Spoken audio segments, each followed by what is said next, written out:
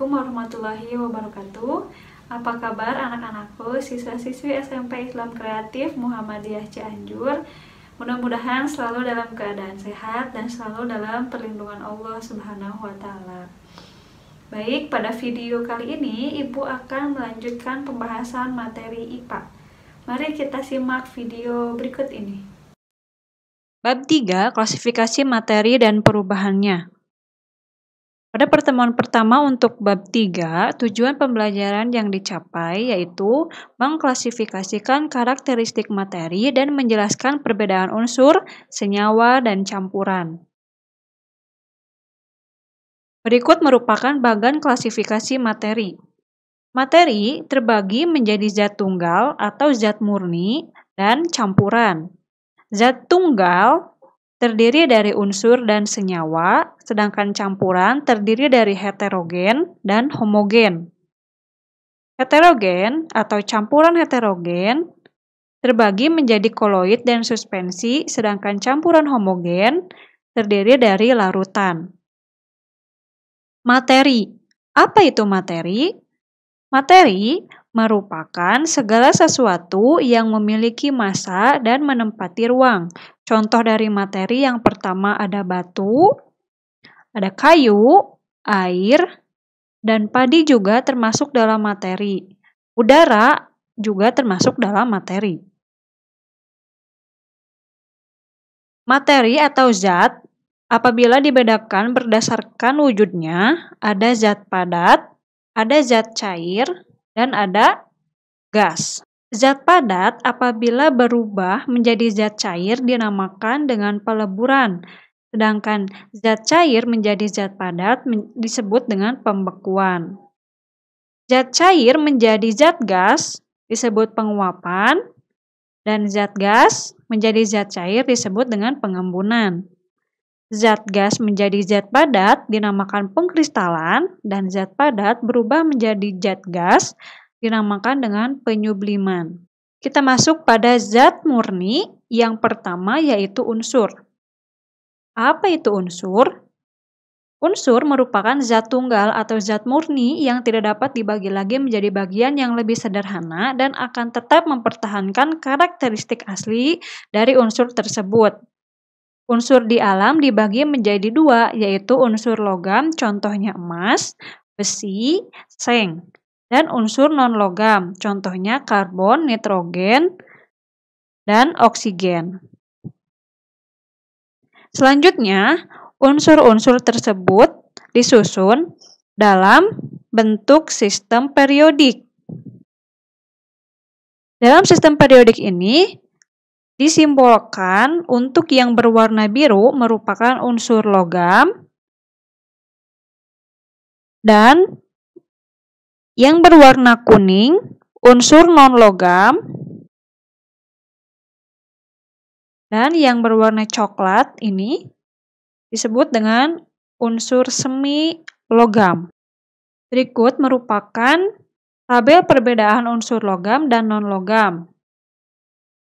Logam berwujud padat pada suhu kamar, kecuali raksa, dapat ditempa dan dapat diregangkan, merupakan konduktor listrik dan panas. Sedangkan non-logam ada yang berwujud padat, cair, dan gas, bersifat rapuh dan tidak dapat ditempa, dan non-logam juga termasuk non-konduktor, kecuali grafit.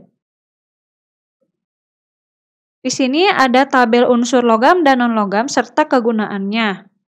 Contohnya ada unsur natrium, simbolnya Na.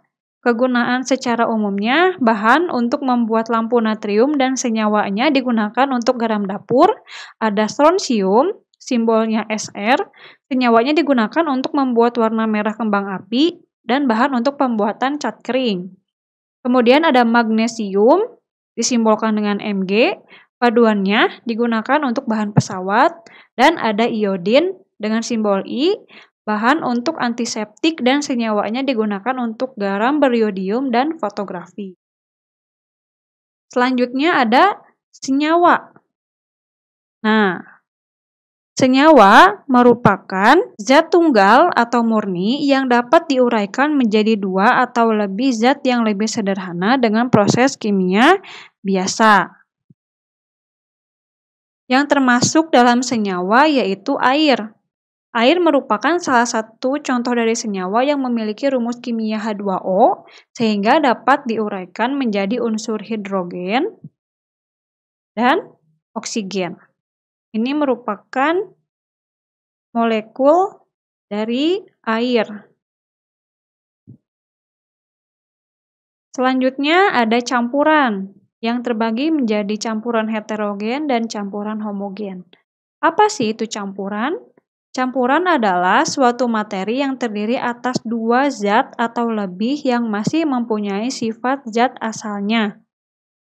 Contoh dari campuran heterogen yaitu campuran air dan pasir, dan campuran homogen yaitu larutan gula, larutan garam, dan sirup. Jika dilihat dari contoh campuran heterogen, itu ada campuran air dan pasir, di mana ketika kalian campurkan antara air dan pasir, nanti akan terlihat mana air dan mana pasir. Sedangkan pada campuran homogen ada larutan gula dan larutan garam dan juga ada sirup. Ketika kalian campurkan antara larutan gula, garam, sirup, nanti tidak akan terlihat antara pelarut dan gulanya. Di sini ada gambar dari campuran homogen. Di sini ada zat terlarut yang dicampurkan dengan pelarut, kemudian dilarutkan menghasilkan larutan. Partikel zat terlarut tidak dapat terlihat sehingga tidak dapat dibedakan dengan pelarutnya. Sehingga campuran homogen itu adalah campuran yang partikel zat terlarutnya tidak dapat terlihat. Ya, dan karena tidak dapat terlihat, dia juga tidak dapat membedakan dengan pelarutnya. Sedangkan yang campuran heterogen masih dapat terlihat pelarutnya dengan zat terlarutnya yaitu pasir. Sehingga dari materi yang telah dipaparkan sebelumnya dapat dibedakan antara sifat unsur, senyawa, dan campuran. Unsur merupakan zat tunggal atau zat murni. Dia tidak dapat diuraikan dan terdiri atas satu jenis atom saja.